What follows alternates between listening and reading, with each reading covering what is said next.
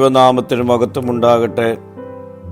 ഇന്നത്തെ പ്രഭാത ധ്യാനത്തിനായി 9-ാം സങ്കീർത്തനം 19-ാം വാക്യം.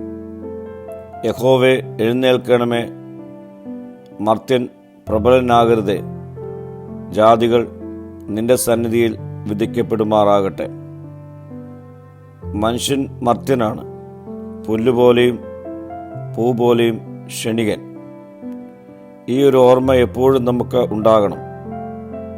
ശലോമോന്റെ ജ്ഞാനമോ അലക്സാണ്ടറുടെ ശക്തിയോ ലഭിച്ചാലും മനുഷ്യൻ മർത്യൻ തന്നെയാണ്. അതുകൊണ്ട് തന്നെ മനുഷ്യന് പ്രബലനാകുവാൻ കഴിയുകയില്ല. നിസ്സാരനായ മനുഷ്യൻ്റെ പ്രാർത്ഥനയാണ് യഹോവേ, എഴുന്നേൽക്കണമേ എന്നുള്ളത്. ദൈവം എഴുന്നേൽക്കുമ്പോൾ ദുഷ്ടൻ ശിക്ഷിക്കപ്പെടും.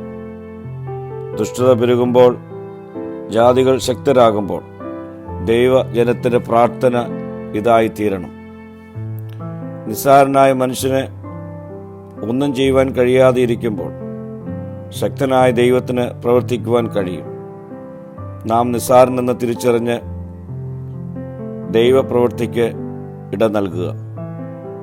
കർത്താവേ, എൻ്റെ നിസ്സാരത തിരിച്ചറിഞ്ഞ് നിന്നിൽ അഭയം കണ്ടെത്തുവാനുള്ള കൃപ എനിക്ക് നൽകണമേ. മഹത്വം നീ എടുക്കണം. യേശുവിൻ്റെ നാമത്തിൽ തന്നെ. ആമീൻ.